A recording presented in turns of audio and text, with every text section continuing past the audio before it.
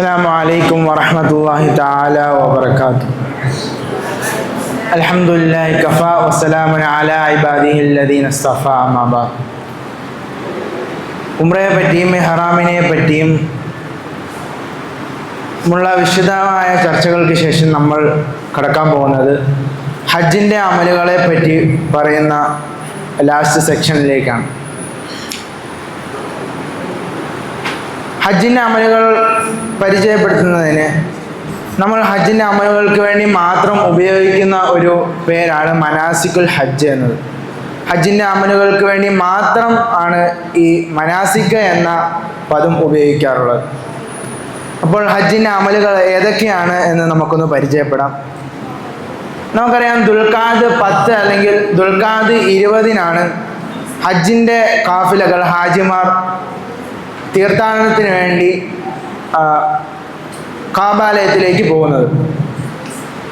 ദുൽഖഅദ് 10, 20 അവർ പോകുന്നതെങ്കിലും ഹജ്ജിൻ്റെ അമലുകളെല്ലാം തുടങ്ങുന്നത് ദുൽഹജ്ജ് 8 അതിനു മുന്നോടിയായി ദുൽഹജ്ജ് 7 മസ്ജിദുൽ ഹറമിൽ വെച്ച് ളുഹറിന് ശേഷം ഒരു ഖുതുബ ഉണ്ടായിരിക്കുന്നതാണ്.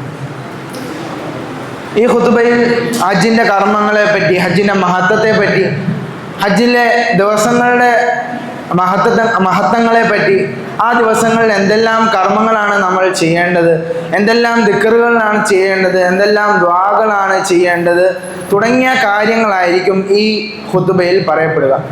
ഈ വക കാര്യങ്ങളൊക്കെ നമുക്ക് നേരത്തെ തന്നെ നമ്മുടെ നാട്ടിൽ വെച്ച് തന്നെ നമ്മൾ പോകുന്ന ആ ഗ്രൂപ്പിൻ്റെ അമീറന്മാർ അല്ലെങ്കിൽ അതിൻ്റെ ഉത്തരവാദിത്തപ്പെട്ടവർ ഇതെല്ലാം നമ്മൾ നേരത്തെ തന്നെ ഹജ്ജിൻ്റെ ക്ലാസ്സുകളിലൂടെ പറഞ്ഞ് മനസ്സിലാക്കി ഹജ്ജിനെ പറ്റി എല്ലാം ഒരു നല്ലൊരു വീക്ഷണം ഉണ്ടാക്കിയെടുത്തതിന് ശേഷമാണ് നമ്മളെ പരിശുദ്ധമായ കാബാലയത്തിലേക്ക് അവർ അയക്കുക. അതുകൊണ്ട് തന്നെ ഈ ഖുതുബയിൽ നമ്മൾ പങ്കെടുത്തില്ലെങ്കിലും കുഴപ്പമില്ല, പങ്കെടുക്കലാണ് നല്ലത്. ഈ ഖുതുബയിലൂടെയാണ് ഹജ്ജിൻ്റെ അമലുകൾക്ക് തുടക്കം കുറിക്കുന്നത്. എന്നാൽ ഈ ഖുതുബ ഹജ്ജിൻ്റെ അമലുകളിൽ പെട്ടതല്ല. ശേഷം നമ്മൾ കടക്കാൻ പോകുന്നത് ദുൽഹജ്ജ് 8 രാവിലെ നമ്മൾ സുബഹി നമസ്കാരത്തിന് ശേഷം സൂര്യോദയത്തിന് ശേഷം നമ്മൾ ഹറമിൽ നിന്നും മിനയിലേക്ക് പുറപ്പെടുകയാണ്. ഇപ്പോൾ നമ്മൾ ദുൽഹജ്ജ് 8 രാവിലെ ഹറമിനാണുള്ളത്. ഹറമിൽ നിന്നും മിനയിലേക്ക് പോകണമെങ്കിൽ 3 രീതികളാണ് ഉള്ളത്. ഒന്നാമതായി നമ്മൾ കാൽനടയായിട്ട് പോകാം, രണ്ടാമതായി നമ്മൾ ബസ്സിൽ പോകാം, മൂന്നാമതായി അൽ മശായിർ എന്ന ട്രെയിനിൽ നമ്മൾ പോകാവുന്നതാണ്. കാൽനടയായിട്ട് പോകുമ്പോൾ 8 കിലോമീറ്ററാണ് ഡിസ്റ്റൻസ് വരിക. 1.5 മണിക്കൂർ മുതൽ 2 മണിക്കൂർ വരെ യാത്രാ ദൂരം ഉണ്ടായേക്കാം. കാരണം ഹജ്ജിൻ്റെ ഈ സീസണുകളിൽ കുറച്ചേറെ തിരക്കുകൾ കൂടുതലായിരിക്കും. അതുകൊണ്ട് തന്നെ 2 മണിക്കൂർ 3 മണിക്കൂറോളം നമ്മൾ യാത്ര ചെയ്തിട്ട് വേണം മിനയിലേക്ക് എത്തുവാൻ. ശേഷം നമുക്ക് ബസ്സിൽ പോകാം. 15 to 20 കിലോമീറ്റർ വരെ ബസ്സിൽ നമ്മൾ പോകണമെങ്കിൽ യാത്രാ ദൂരമുണ്ട്. അതേപോലെ തന്നെ 2 മണിക്കൂർ അല്ലെങ്കിൽ 3 മണിക്കൂറോളം എടുക്കാം. കാരണം ഓരോ ബസ്സുകളും ഹാജിമാരെയും കൊണ്ട് ഹറമിൽ നിന്നും മിനയിലേക്ക് പോവുകയായിരിക്കും. ആ തിരക്കിലായിരിക്കും നമ്മളും ഉള്ളത്. അപ്പോൾ ഓരോ ബസ്സുകളും അതിൻ്റെ പുറകെയായിട്ടായിരിക്കും പോകുന്നത്. അതുകൊണ്ട് ഏകദേശം നമ്മൾ 2 മണിക്കൂർ 3 മണിക്കൂറോളം നമുക്ക് എടുക്കാം. മൂന്നാമതായി അൽ മശായിർ എന്ന ട്രെയിനാണ്. നമുക്ക് ഇവിടെയൊക്കെ കാണുന്നത് പോലെ നമുക്കറിയാം മെട്രോ ട്രെയിനുകളുണ്ട്. അതുപോലെ തന്നെ സൗദി ഗവൺമെൻറ് ഹാജിമാർക്ക് വേണ്ടി പ്രത്യേകമായി സജ്ജീകരിച്ചു കൊടുത്തിട്ടുള്ള ഒരു ഒരു യാത്രാ സംവിധാനമാണ് അൽ മശായിർ എന്ന ട്രെയിൻ. ഇതിനും നമ്മൾ ഹറമയിൽ നിന്നും നമ്മൾ മിനയിലേക്ക് പോകുവാനായി ഉപയോഗിക്കാവുന്നതാണ്. നമുക്കറിയാം, മിന എന്ന് നമ്മൾ പറയുമ്പോൾ തന്നെ നമ്മുടെ മനസ്സിലേക്ക് ഓടി വരുന്നത് ടെൻറ്റുകളുടെ ഒരു താഴ്വാരമാണ്. ടെൻറ്റുകൾ കൊണ്ട് സമൃദ്ധമായ ഒരു താഴ്വാരമാണ് മിന എന്നത്. അവിടെയെല്ലാം ഹാജിമാർക്ക് വേണ്ടി ശീതീകരിച്ചിട്ടുള്ള AC-കളുള്ള പാർപ്പിടങ്ങളുള്ള ടെൻറ്റുകൾ അവിടെ സജ്ജീകരിക്കപ്പെട്ടിട്ടുണ്ട്. നമ്മൾ നേരത്തെ പറഞ്ഞ പോലെ ഹറമിൽ നിന്ന് നമ്മൾ സുബഹി നമസ്കരിച്ചതിന് ശേഷം സൂര്യോദയത്തിന് ശേഷമാണ് നമ്മൾ മിനയിലേക്ക് പുറപ്പെടുക. ശേഷമുള്ള ളുഹർ നമസ്കാരം അതുപോലെ തന്നെ അസർ, മഗ്രിബ്, ഇഷ, പിറ്റേ ദിവസം ദുൽഹജ്ജ് 9 അന്നത്തെ സുബഹി, ഇതെല്ലാം നമ്മൾ മിനയിലായിരിക്കും നിർവഹിക്കുക. ഈ സമയത്തെല്ലാം നമ്മൾ മിനയിലായിരിക്കും ഉണ്ടാവുക. പിറ്റേ ദിവസം ദുൽഹജ്ജ് 9 അന്ന് നമ്മൾ മിനയിൽ നിന്നും സുബഹി നമസ്കാരത്തിന് ശേഷം സൂര്യോദയം കഴിഞ്ഞിട്ട് നമ്മൾ അറഫയിലേക്ക് പുറപ്പെടുകയാണ്. അറഫയിൽ പോകണമെങ്കിലും 3 മാർഗങ്ങളാണുള്ളത്. ഒന്ന് കാൽനടയായിട്ട് പോകാം, രണ്ടാമത് ബസ്സിൽ പോകാം, അൽ മഷായിൽ ട്രെയിനിൽ പോകാം. നടന്നാണ് പോകുന്നതെങ്കിൽ 10 കിലോമീറ്റർ ആണുള്ളത്. 2 മുതൽ 3 മണിക്കൂർ വരെ സമയമെടുത്തേക്കാം. ബസ്സിലാണ് പോകുന്നതെങ്കിൽ 14.5 കിലോമീറ്റർ മുതൽ 18 കിലോമീറ്റർ വരെ ഉണ്ട്. ഈ ഡിസ്റ്റൻസ്, ഈ കിലോമീറ്റർ ഡിസ്റ്റൻസ് നമുക്ക് ഉള്ളത് ഈ വേറെ വേറെ റൂട്ടുകളിലായിട്ടാണ് ഈ ബസ്സുകൾ പോകുന്നത്. അതുകൊണ്ടാണ് ഈ കിലോമീറ്ററിൽ വ്യത്യാസം വരുന്നത്.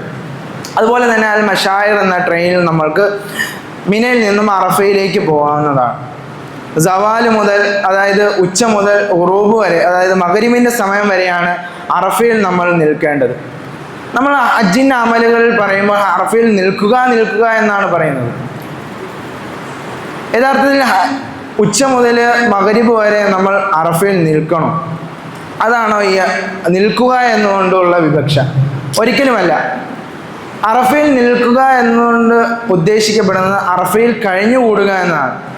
അതായത് നമ്മൾ അറഫയിൽ ഉച്ച മുതൽ മഗ്രിബ് വരെ നിൽക്കേണ്ട ആവശ്യമില്ല. മറിച്ച് നമ്മൾ ഇരിക്കുകയോ നമ്മൾ വിശ്രമിക്കുന്നുണ്ടെങ്കിൽ വിശ്രമിക്കുകയോ എന്ത് വേണമെങ്കിലും ചെയ്യാം. അറഫയിൽ നിൽക്കുക എന്നുകൊണ്ടുള്ള വിവക്ഷ അറഫയിൽ കഴിഞ്ഞുകൂടുക എന്നതാണ്. ശേഷം അറഫയിൽ നമ്മൾ എന്തെല്ലാം അമലുകളാണ് ചെയ്യേണ്ടത് എന്നതിനെ പറ്റിയാണ് നമ്മൾ അടുത്തത് പറയാൻ പോകുന്നത്. അറഫയിൽ നിൽക്കുന്നതിന് മുമ്പായി കുളിക്കുവാൻ സാധിക്കുമെങ്കിൽ, അതിന് അവസരം ലഭിക്കുകയാണെങ്കിൽ കുളിക്കുക, അത് മുസ്തഹബാണ്. ഇനി കുളിക്കുവാൻ സാധിച്ചില്ല എങ്കിൽ കുഴപ്പമൊന്നുമില്ല, കുളിക്കൽ മുസ്തഹബാണ്. പിന്നെ രണ്ടാമതായി ഇമാം ഒരു ഖുത്ബ നിർവഹിക്കും. ളുഹർ ബാങ്ക് കൊടുത്തതിന് ശേഷം ഇമാം ഒരു ഖുത്ബ നിർവഹിക്കുന്നതാണ്. അതിൽ അറഫയിലെ മഹത്വങ്ങളെ പറ്റി, അറഫയിലെ അമലുകളെ പറ്റി, നമസ്കാര വ്യത്യാസങ്ങളെ പറ്റിയായിരിക്കും ആ ഖുത്ബയിൽ പരാമർശിക്കപ്പെടുക. മൂന്നാമതായി ളുഹർ നമസ്കാരം, അസ്ർ നമസ്കാരവും ഇവ രണ്ടും നമ്മൾ ജമ്മു തഖ്ദീമായി, അതായത് ളുഹറിൻ്റെ സമയത്ത് ളുഹറും അസറും കൂടെ ചേർത്ത് നമ്മൾ നമസ്കരിക്കുന്നതാണ്. ഇങ്ങനെ ജമ്മു തഖ്ദീം ചെയ്യാനുള്ള കാരണം, നമ്മൾ ഈ 2 നമസ്കാരങ്ങളും, ഈ ളുഹറും അസറും നമ്മൾ വെവ്വേറെ നമസ്കരിക്കുകയാണെങ്കിൽ ഇത് രണ്ടിനും കൂടെ നമ്മൾ തയ്യാറെടുക്കാനുള്ള സമയം ധാരാളം നമ്മൾ പാഴായി പോവുകയുണ്ടാവും. അത് വരാതിരിക്കാനാണ് ഈ സമയങ്ങളെ, ഈ പാഴായി പോകുന്ന സമയങ്ങളെ, നമസ്കാരങ്ങൾക്ക് വേണ്ടി തയ്യാറാകുന്നതിൽ നിന്നും പാഴായി പോകുന്ന സമയങ്ങളെ എല്ലാം ഒരുമിച്ച് കൂട്ടി അത് അറഫയിലെ ദുആകളിലും ദിക്റുകളിലും വേണ്ടി ഉപയോഗിക്കുന്നതിനാണ് ജമ്മു തഖ്ദീം നമ്മൾ ചെയ്യുന്നത്. ഈ ളുഹറും അസറും ജമ്മു തഖ്ദീം ചെയ്യുന്നതിനിടയിൽ മറ്റു സുന്നത്ത് നമസ്കാരങ്ങളൊന്നും പാടില്ല എന്നതാണ് നിയമം. അഞ്ചാമതായി നമ്മൾ നിസ്കാരത്തിന് ശേഷം മഗ്രിബ് വരെ നമ്മൾ തൽബിയത്തിലായി, ദിക്റിലായി, ദുആകളിലായി മുഴുകുക. നമ്മുടെ അറഫ ദിനത്തെ നമ്മൾ ദുആകൾ കൊണ്ട് അലങ്കരിക്കുക എന്നാണ്. അടുത്തതായി അറഫയിൽ എന്തെല്ലാം കാര്യങ്ങൾ ശ്രദ്ധിക്കണം എന്നതിനെ പറ്റിയാണ് പറയാൻ പോകുന്നത്. ഒന്നാമതായി അറഫയിലെ അതിർത്തികൾ ശ്രദ്ധിക്കണം. അറഫയിലെ ഓരോ അതിർത്തികളിലും ഹുദൂദ് അറഫ എന്ന് ബോർഡ് കാണാൻ സാധിക്കും. അതിനുള്ളിൽ വേണം നമ്മൾ നിൽക്കുവാൻ. അറഫ ഒരു മെയിനായ ഹജ്ജിൻ്റെ ഒരു മെയിൻ റുക്കിനാണ്. നബി തങ്ങൾ സല്ലല്ലാഹു അലൈഹി വസല്ലം പറഞ്ഞിരിക്കുന്നു, അൽ ഹജ്ജു അൽ അറഫ, ഹജ്ജ് എന്നുള്ളത് അറഫയാണ്, അതായത് ഹജ്ജ് എന്നുള്ളത് അറഫയിൽ നിൽക്കലാണെന്ന് തങ്ങൾ സല്ലല്ലാഹു അലൈഹി വസല്ലം പറഞ്ഞിരിക്കുന്നു. അതുകൊണ്ട് തന്നെ നമ്മൾ അറഫയിൽ നിൽക്കുമ്പോൾ അതിർത്തികൾ ശ്രദ്ധിച്ച് നിൽക്കുവാൻ ശ്രമിക്കുക. ആ അതിർത്തിക്ക് ഉള്ളിൽ നിൽക്കുവാൻ ശ്രമിക്കുക. അതിർത്തിക്ക് പുറത്താണ് നമ്മൾ നിൽക്കുന്നതെങ്കിൽ അറഫ കിട്ടാത്തതായിട്ടാണ് പരിഗണിക്കുക. അപ്പോൾ നമ്മുടെ ഹജ്ജ് ബാത്തിലായി പോകുന്നതാണ്. രണ്ടാമതായി ജബലുർ റഹ്മയിൽ നിൽക്കാൻ ശ്രമിക്കുക. കാരണം തങ്ങൾ സല്ലല്ലാഹു അലൈഹി വസല്ലം അവിടെയാണ് നിന്നിരുന്നത്. അതുകൊണ്ട് തന്നെ ജബലുർ റഹ്മയിൽ നിൽക്കൽ അത് പ്രത്യേകം സുന്നത്താണ്. അത് അവിടെ ധാരാളം തിക്കുകളും തിരക്കുകളും ഉണ്ടാവും.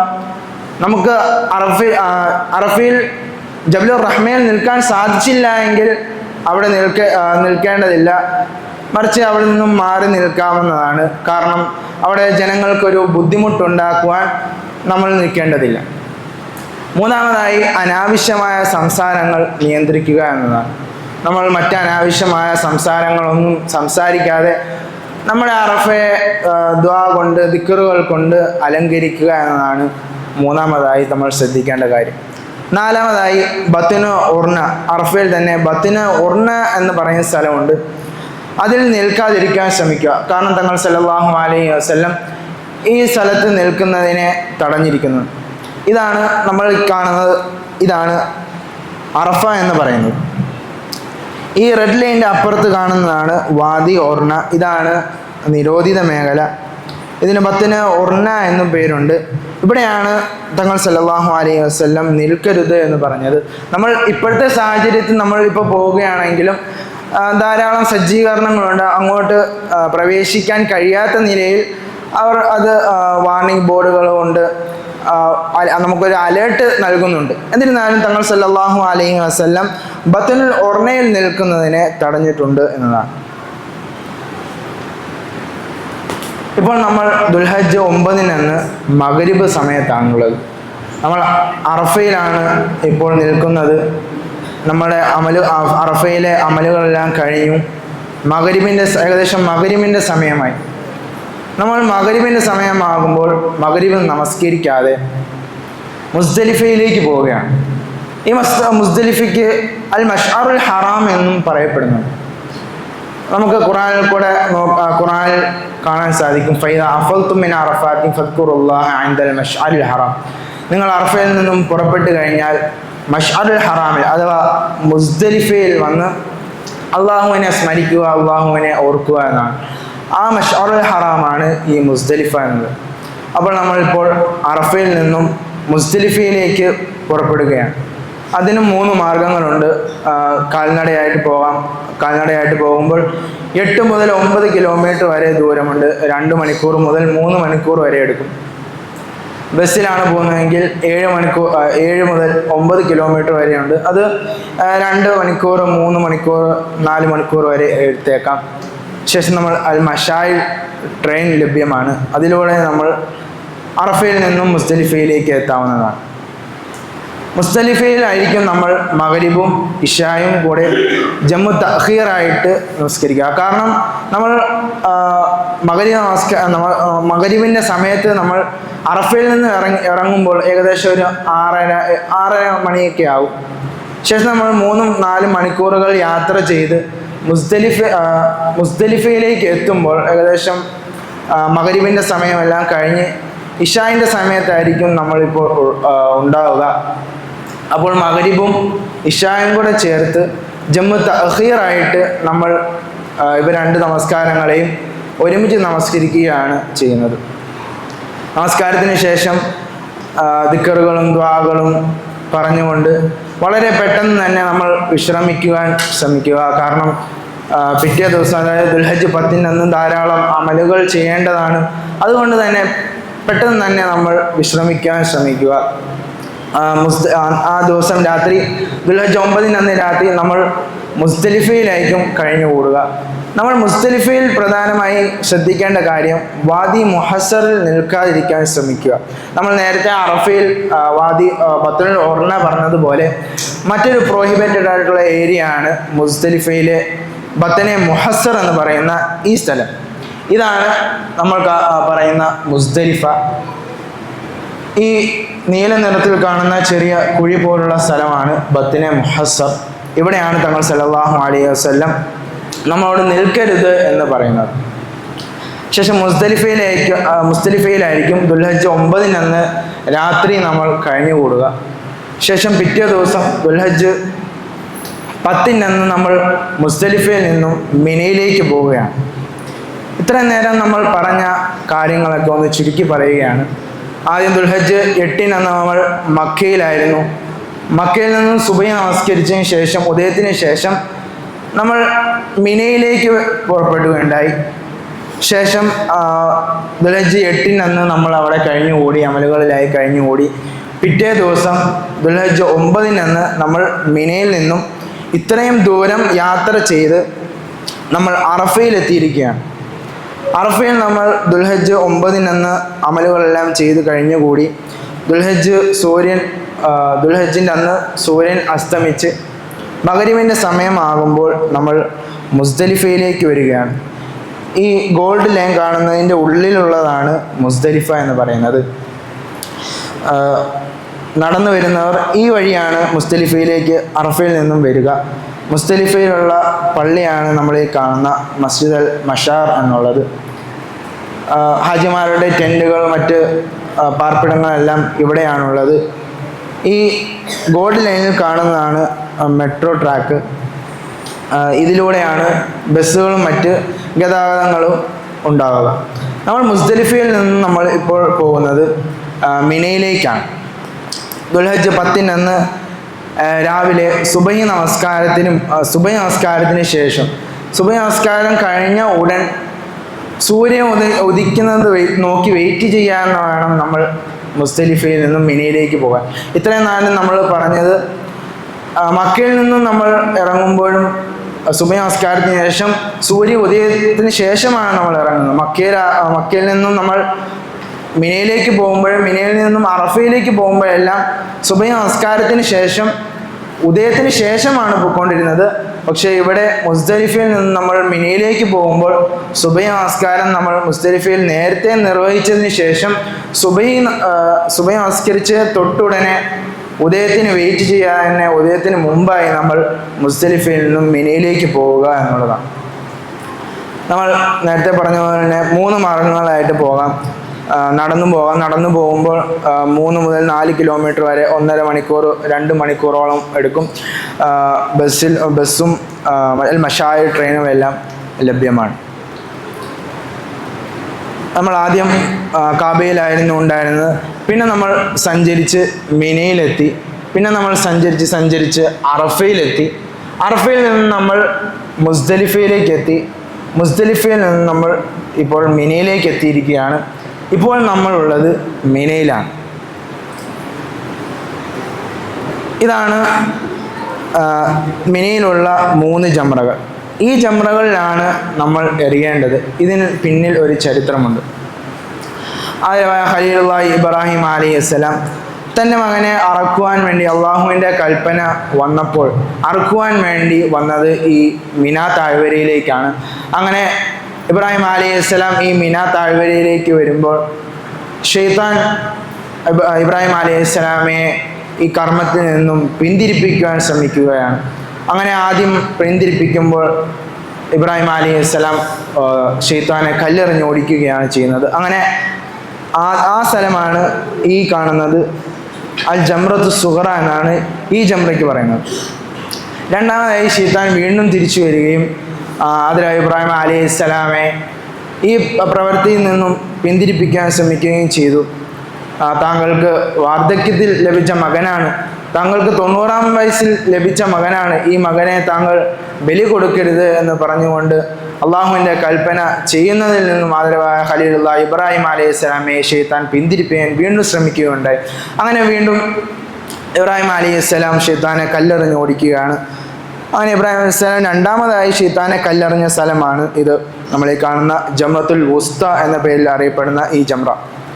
മൂന്നാമതായി നമുക്ക് കാണാൻ സാധിക്കും ജംറത്തുൽ അഖബയാണ്.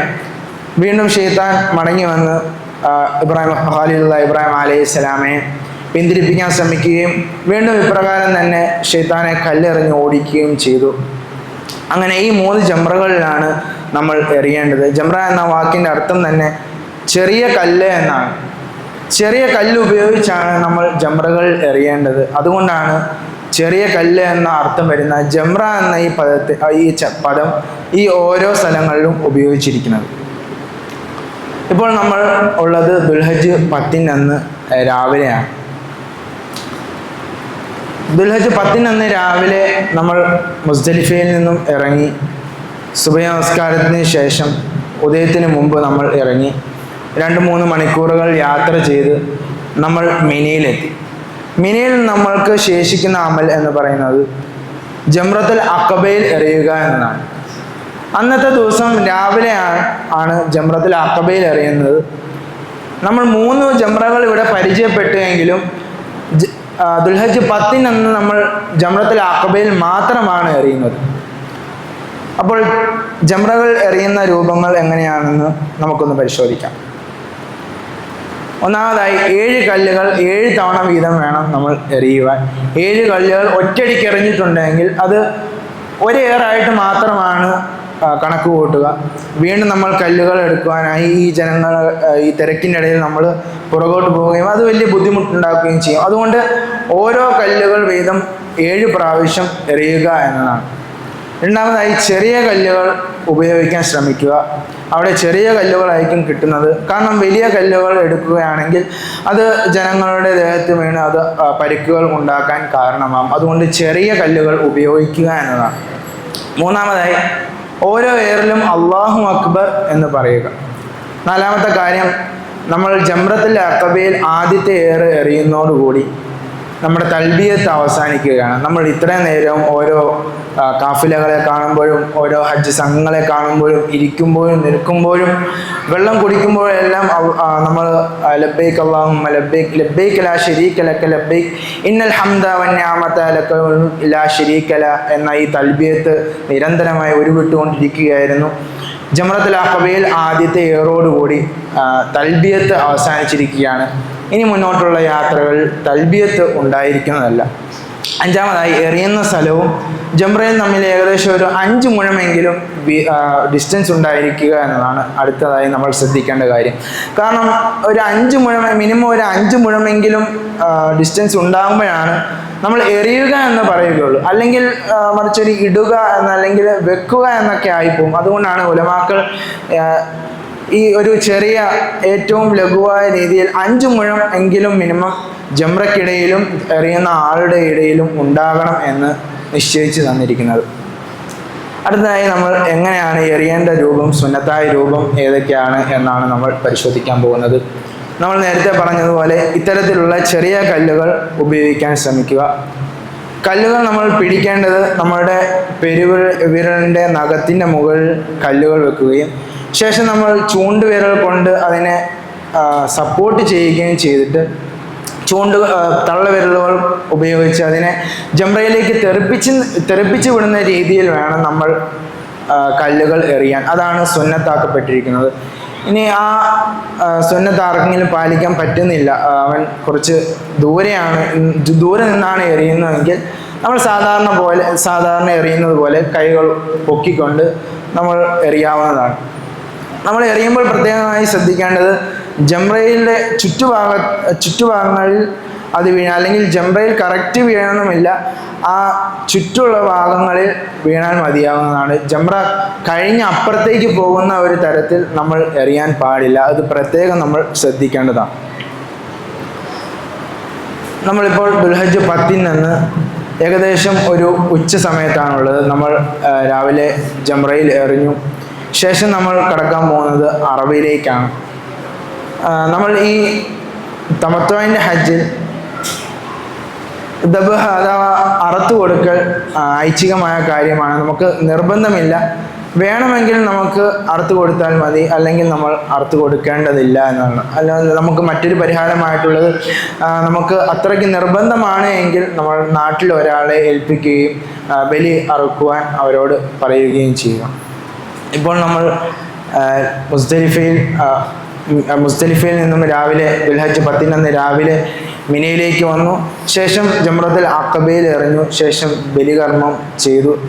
ഇനി നമുക്ക് അടുത്തതായിട്ടുള്ളത് തഹല്ലുലാണ്. നമ്മൾ ഇഹ്റാമിൽ നിന്നും തഹല്ലുലാവുക എന്നുള്ള ഒരു കർമ്മമാണ്. അതായത് നമ്മൾ നമസ്കാരത്തിൽ നിന്നും മുക്തരാകണമെങ്കിൽ നമ്മൾ സലാം വീട്ടിയാണ് നമ്മൾ മുക്തരാകുന്നത്. അതുപോലെ തന്നെ നോമ്പിൽ നിന്നും മുക്തരാകണമെങ്കിൽ നമ്മൾ ഇഫ്താർ ഉപയോഗിച്ചാണ് മുക്തരാകുന്നത്. അതുപോലെ തന്നെ ഹജ്ജിൻ്റെ അമലുകളിൽ നിന്നും മുക്തരാകണമെങ്കിൽ തഹല്ലുൽ ചെയ്തുകൊണ്ടാണ് നമ്മൾ മുക്തമാകുന്നത്. സ്ത്രീകൾക്കും പുരുഷന്മാർക്കും ഏകദേശം ഒരേ രീതികളാണുള്ളത്. നമ്മൾ നേരത്തെ ഉംറയിൽ വെച്ച് പറഞ്ഞതുപോലെ തന്നെ മുടി വെട്ടുക അല്ലെങ്കിൽ മുടി വടിക്കുക എന്നതാണ്. മുടി വടിക്കലാണ് ഏറ്റവും അഫ്ളലായ രീതി. നമ്മൾ മുടി വെട്ടലും ജായിസ് തന്നെയാണ്. സ്ത്രീകൾക്കാണെങ്കിൽ മുടിയുടെ അഗ്രം കൂട്ടിപ്പിടിച്ചതിന് ശേഷം ഏകദേശം 1 ഇഞ്ചോളം വെട്ടിക്കളഞ്ഞാൽ അവർ ഇഹ്റാമിൽ നിന്നും തഹല്ലുലാവുന്നതാണ്. ഇതോടുകൂടി അവർ ഭാഗികമായി ഇഹ്റാമിൽ നിന്നും തഹല്ലുലാവുകയാണ്. എങ്കിലും ഇഹ്റാമിൽ ഹറാമാക്കപ്പെട്ട സ്ത്രീ പുരുഷ സമ്പർക്കം ഒഴികെ ബാക്കി എല്ലാം അവന് ഹലാലാകുന്നതാണ്. സ്ത്രീ പുരുഷ സമ്പർക്കം മാത്രം അവന് ഹലാലാകുന്നതല്ല. ഇപ്പോൾ നമ്മൾ ദുൽഹജ്ജ് 10 അന്ന് തന്നെ ഏകദേശം നമ്മൾ വൈകുന്നേരം ആ സമയത്ത് ആണുള്ളത്. നമുക്ക് ഇനി ബാക്കിയുള്ളത് കാബയിൽ ചെന്നിട്ട് ഒരു തവാഫ് ചെയ്യുക എന്നതാണ്. ഇതിനെ തവാഫ് സിയാറത്ത് എന്നും തവാഫുൽ ഇഫാദത്ത് എന്നും തവാഫ് യൗമുൻ നഹർ എന്നും പറയപ്പെടുന്നുണ്ട്. തവാഫ് സിയാറത്ത് എന്നതിൻ്റെ അർത്ഥം സന്ദർശിക്കുക. സിയാറത്ത് എന്നതിൻ്റെ അർത്ഥം സന്ദർശിക്കുക എന്നാണ്. അതായത് നമ്മൾ ഈ കാബയെ തവാഫ് ചെയ്തുകൊണ്ട് സന്ദർശിക്കുന്നതുകൊണ്ടാണ് നമ്മൾ തവാഫ് സിയാറത്തിൻ്റെ തവാഫ് എന്ന് നമ്മൾ പറയുന്നത്. രണ്ടാമതായി ഇതിന് തവാഫുൽ ഇഫാദത്ത് എന്ന് പേര് പറയപ്പെടും. ഇഫാദത്ത് എന്നതിൻ്റെ അർത്ഥം ഒഴുകി വരിക എന്നതാണ്. അതായത് നമ്മുടെ ഹജ്ജിൽ അറഫയിൽ നിന്നും മുസ്ദലിഫയിൽ നിന്നും ആളുകൾ ഒഴുകിയെത്തുകയാണ് ഈ തവാഫ് സിയാറത്തിൻ്റെ തവാഫ് ചെയ്യുവാനായി. മിനയിൽ നിന്നും ആളുകൾ കാബയിലേക്ക് ഒഴുകിയെത്തുന്നത് കൊണ്ടാണ് ഇതിന് തവാഫുൽ ഇഫാദത്ത് എന്ന് പേര് പറയാൻ കാരണം.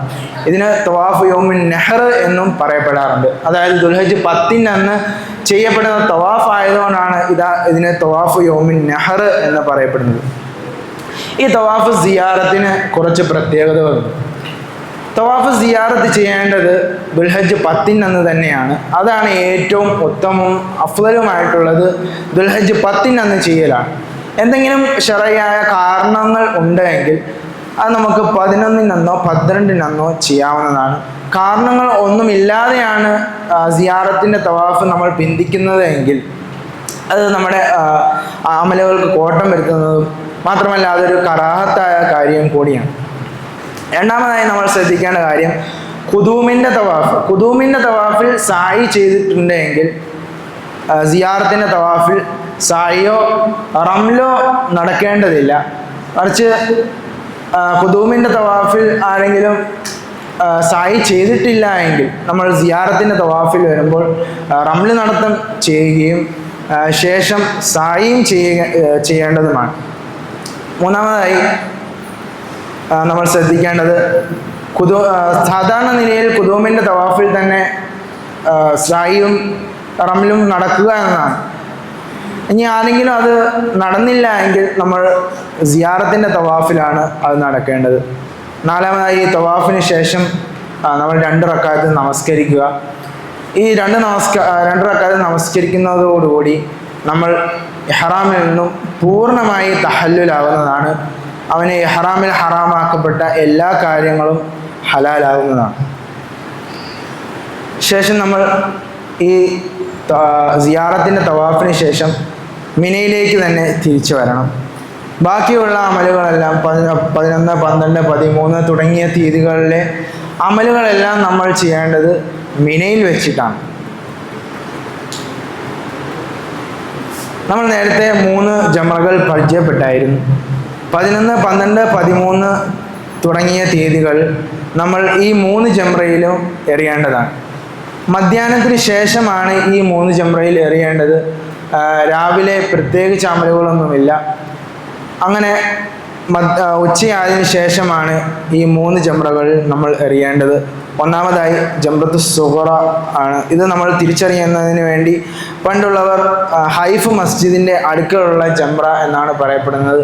അതായിരുന്നു പണ്ട് ജംറത്തു സുഗറ അറിയുവാനായി അവർ ഉപയോഗിച്ചിരുന്ന മാർഗം. രണ്ടാമതായി ജംറത്തുൽ വുസ്ത ആണ്. മൂന്നാമതായി ജംറത്തുൽ അഖബയിലാണ് എറിയേണ്ടത്. നമ്മൾ ആദ്യം ജംറത്തുൽ ഊല അതായത് ജംറത്തുൽ സുഗറയിലേക്ക് വരിക. ശേഷം നമ്മൾ സുന്നത്തായ രീതിയിൽ കഴിയുമെങ്കിൽ നമ്മൾ സുന്നത്തായ രീതിയിൽ കല്ലുകൾ എറിയുക. ശേഷം അവിടെ നിന്ന് തന്നെ അള്ളാഹു സുബ്ഹാനഹു വ തആലയോട് അവൻ്റെ ഉഖ്റവി ദുനിയവിയായ എല്ലാ കാര്യങ്ങളെ പറ്റിയും ദുആ ചെയ്യുക, അവനോട് ചോദിച്ചു വാങ്ങിക്കുക എന്നുള്ളതാണ്. രണ്ടാമതായി ജംറത്തുൽ വുസ്തയിലേക്ക് വരികയും അവിടെ നിന്ന് കല്ലുകൾ എറിഞ്ഞതിന് ശേഷം അള്ളാഹുവിനോട് ദുആ ചെയ്യുക. പിന്നീട് ജംറത്തുൽ അഖബയിലേക്ക് വരിക. ഇവിടെ ശ്രദ്ധിക്കേണ്ട കാര്യം, ബാക്കി 2 ജംറയിൽ നമ്മൾ എറിഞ്ഞതിന് ശേഷവും ദുആ ഉണ്ടായിരുന്നു.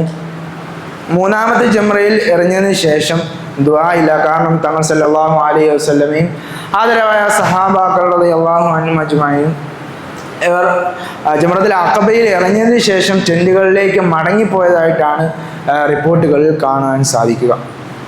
ഇവിടുത്തെ മസല എന്നത്, നമ്മൾ ഒരു ജംറയിൽ ഇറങ്ങിയതിന് ശേഷം ജംറകൾ ഒന്നും എറിയാൻ ഇല്ല എങ്കിൽ നമ്മൾ ദുആ ചെയ്യേണ്ടതില്ല. ശേഷം എറിയാൻ ജംറകൾ ഉണ്ട് എങ്കിലാണ് നമ്മൾ ആ ജംറയിൽ ഇറങ്ങിയതിന് ശേഷം ദുആ ചെയ്യുക. നമ്മൾ ദുൽഹജ്ജ് 11, 12, 13 തുടങ്ങിയ തീയതികളിലെല്ലാം ഇതേ അമലുകൾ തന്നെയാണ് ചെയ്യേണ്ടത്. നമ്മൾ പ്രത്യേകമായി ശ്രദ്ധിക്കേണ്ടത് ദുൽഹജ്ജ് 13-നും ഉച്ച കഴിഞ്ഞിട്ടാണ് നമ്മൾ എറിയൽ ശ്രേഷ്ഠമായിട്ടുള്ളത്. എങ്കിലും ഹനഫി ഷാഫി മദ്ഹബ് പ്രകാരം രാവിലെ എറിയലും ജായിസ് തന്നെയാണ്. രണ്ടാമതായി മറ്റൊരു മസല ഇവിടെ ചർച്ച ചെയ്യേണ്ടത്, ഷാഫി മദ്ഹബ് പ്രകാരം ദുൽഹജ്ജ് 12-ന് മഗ്‌രിബിന് മിനയിൽ ഉള്ളവർക്കാണ് പിറ്റേ ദിവസം ദുൽഹജ്ജ് 13-ന് ജംറകൾ എറിയേണ്ടി വരിക. അതായത് ദുൽഹജ്ജ് 12-ന് മഗ്‌രിബിന് മുമ്പായി മിനയിൽ നിന്നും മസ്ജിദുൽ ഹറാമിലേക്ക് പോവുകയാണ് എങ്കിൽ പിറ്റേ ദിവസം ദുൽഹജ്ജ് 13-ന് ജംറകളിൽ എറിയേണ്ടതില്ല എന്നതാണ്. ജംറകളിൽ എറിയാതെ പോകുന്നതിന് അവന് ഇളവുണ്ട്. ഇനി ഹനഫി മദ്ഹബ് പ്രകാരം ദുൽഹജ്ജ് 13-ന് സുബഹിക്ക് മുമ്പായി മിനയിൽ നിന്നും ഹറമിലേക്ക് പോവുകയാണെങ്കിൽ അവന് ദുൽഹജ്ജ് 13-ന് ജംറകളിൽ എറിയേണ്ടതില്ല. ജംറകളിൽ എറിയാതിരിക്കാനുള്ള ഇളവുകളും മദ്ഹബുകൾ കൊടുക്കുന്നുണ്ട്. ഒന്നുകൂടെ പറയുകയാണ്, ഷാഫി മദ്ഹബ് പ്രകാരം ദുൽഹജ്ജ് 12-ന് മഗ്‌രിബിന് മുമ്പായി മിനയിൽ നിന്നും ഹറമിലേക്ക് പോവുകയാണെങ്കിൽ അവന് ദുൽഹജ്ജ് 13-ന് ജംറയിൽ എറിയൽ അത് ചെയ്യേണ്ടതില്ല. അതിൽ ചെയ്യാതിരിക്കൽ ഇളവുണ്ട്.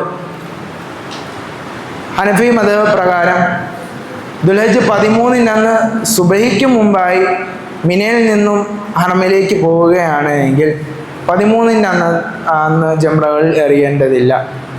എങ്കിലും അഫ്ളലായ രീതി പോകാതിരിക്കലും 13-ന് ജംറകൾ എല്ലാം എറിഞ്ഞിട്ട് പോകലുമാണ് ഏറ്റവും അഫ്ളലായ രീതി. ഇതോടുകൂടി നമ്മുടെ ഹജ്ജിൻ്റെ അമലുകളെല്ലാം ഏകദേശം പൂർത്തിയായിരിക്കുകയാണ്. ഇനി നമ്മൾക്ക് ബാക്കിയുള്ളത് കാബയോട് വിട പറയാനുള്ള ഒരു കർമ്മം കൂടി മാത്രമാണ്.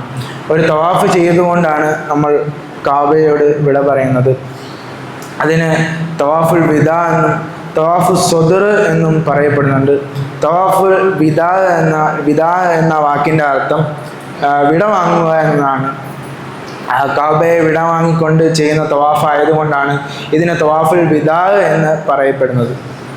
ഈ തവാഫിൻ്റെ പ്രത്യേകത, നമ്മൾ നേരത്തെ പറഞ്ഞ തവാഫുകൾ പോലെ 3 റൗണ്ടിന് ശേഷം നമ്മൾ റംല് നടക്കണമായിരുന്നു.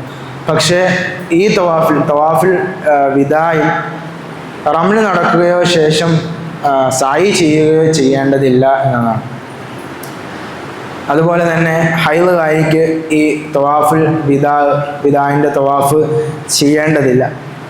ശേഷം നമ്മൾ ഈ തവാഫിന് ശേഷം സംസം വെള്ളം കുടിക്കുക. നമ്മുടെ ഹൃദയവും വയറും നിറയുവോളം നമ്മൾ സംസം വെള്ളം കുടിക്കുക എന്നതാണ്. കാരണം ഇനി പാനീയം മതിയോളം നമ്മൾ ഈ ഭൂമിയിൽ, ഈ പുണ്യകരമായ ഈ ഭൂമിയിൽ വന്നുകൊണ്ട് കുടിക്കുവാൻ കഴിയുമോ എന്ന കാര്യത്തിൽ സംശയമാണ്. അതുകൊണ്ട് തന്നെ അവൻ വയറ് നിറയെ, അവൻ്റെ മനസ്സ് നിറയെ സംസം വെള്ളം കുടിക്കുക.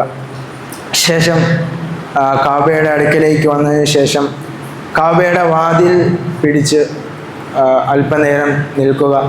ശേഷം ആ കാബയുടെ വാതിൽ പടിയിൽ ചുംബിക്കുക. അവൻ കാബയിലുള്ള അവസാനത്തെ നിമിഷങ്ങളാണ്. ഇത്രയും നാളും കാബ അവൻ്റെ കണ്ണിൻ്റെ മുന്നിൽ തന്നെ ഉണ്ടായിരുന്നു. ഇപ്പോൾ അവൻ ആ കാബയോട് വിട പറഞ്ഞു പോവുകയാണ്. ശേഷം അവൻ മുസ്ദലിഫയിലേക്ക് വരണം. അതായത് സ്വർണ്ണപ്പാത്തിയുള്ള ഹത്തീമിൻ്റെ ഭാഗത്തായി നിൽക്കുന്ന ആ കാബയുടെ ഭാഗത്തേക്ക് വരികയും നമ്മുടെ നെഞ്ചും മുഖവും ആ മുസ്ദലിഫയിലേക്ക് ചേർത്ത് പിടിച്ച് അല്പസമയം നിൽക്കുക. നമ്മുടെ കാബയിൽ നമ്മളുള്ള അവസാനത്തെ നിമിഷങ്ങളാണ്. ഒരു ഹാജിക്ക് അവൻ്റെ മനസ്സിൽ ഏറ്റവും കൂടുതൽ വിഷമമുണ്ടാക്കുന്ന, ദുഃഖമുണ്ടാക്കുന്ന ഒരു സന്ദർഭമാണ്. ശേഷം നമ്മൾ കാബയുടെ കില്ലായിൽ പിടിച്ചുകൊണ്ട് അല്പസമയം നിൽക്കുക. ഇനി ഈ പുണ്യകരമായ ഈ ഭൂമിയിലേക്ക്, ആദരവായ തങ്ങൾ സല്ലല്ലാഹു അലൈഹി വസല്ലമയുടെ ജനന നാട്ടിലേക്ക്, അമ്പിയാക്കളുടെ ചരിത്രങ്ങൾ ഉറങ്ങുന്ന ഈ പുണ്യഭൂമിയിലേക്ക് വരാൻ വീണ്ടും തൗഫീക്ക് ലഭിക്കണമേ നാഥ എന്ന ദുആയോടുകൂടി ആ കില്ലയിൽ പിടിച്ച് ദുആ ചെയ്തുകൊണ്ട് നമ്മൾ മടങ്ങുക. ശേഷം നമ്മൾ ചെയ്ത ആ അമലുകളെല്ലാം, ഹജ്ജും മറ്റു കർമ്മങ്ങളും എല്ലാം സ്വീകരിക്കണമേ എന്ന് അള്ളാഹുവിനോട് ദുആ ചെയ്തുകൊണ്ട് ഓരോ ഹാജിയും നാടുകളിലേക്ക് മടങ്ങുകയാണ്. ഇതോടുകൂടി നമ്മുടെ ഹജ്ജിൻ്റെ എല്ലാ അമലുകളും അവസാനിച്ചു കഴിഞ്ഞു. അള്ളാഹു സുബ്ഹാനഹു വ തആല കാര്യങ്ങൾ മനസ്സിലാക്കുവാനും യഥാവധി ഇതുപോലെയുള്ള അധിക കാര്യങ്ങളും നമുക്ക് പഠിക്കുവാനും ഉള്ള തൗഫീഖ് നൽകി അനുഗ്രഹിക്കുമാറാകട്ടെ. അള്ളാഹു സുബ്ഹാനഹു വ തആല ആ പുണ്യകരമായ ഭൂമിയിൽ ആദരവായ ഖലീലുള്ളാഹി ഇബ്രാഹിം അലൈഹിസ്സലാമിൻ്റെ വിളിക്ക് ഉത്തരം നൽകിക്കൊണ്ട് ആ ഭൂമിയിൽ ചെന്നു ചേരാനും അതിലൂടെ സൽക്കർമ്മങ്ങൾ അള്ളാഹു സുബ്ഹാനഹു വ തആലയുടെ തൃപ്തി നേടുന്ന, അതിലൂടെ ജന്നാത്തുൽ ഫിർദൗസ് കരസ്ഥമാക്കുന്ന സജ്ജനങ്ങളിൽ, സൗഭാഗ്യമാരിൽ നമ്മെ ഏവരെയും പെടുത്തി അനുഗ്രഹിക്കുമാറാകട്ടെ. ജസാക്കല്ലാഹു ഖൈറൻ ജസീല വ ആഖിറു ദഅവതി അൽഹംദുലില്ലാഹി റബ്ബിൽ ആലമീൻ. അസ്സലാമു അലൈക്കും.